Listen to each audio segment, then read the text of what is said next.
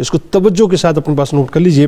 41 دن تک مسلسل نماز فجر کے بعد 21 مرتبہ یا شہیدو پڑھ کر پانی پر دم کر کے پلائیں، انشاءاللہ اولاد راہ راست پر آ جائے گی.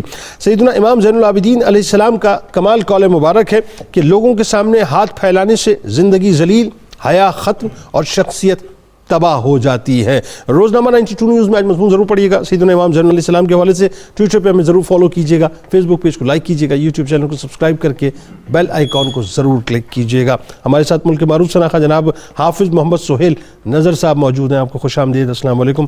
منقبت کا نذرانہ انشاءاللہ آپ سے پیش کروائیں گے.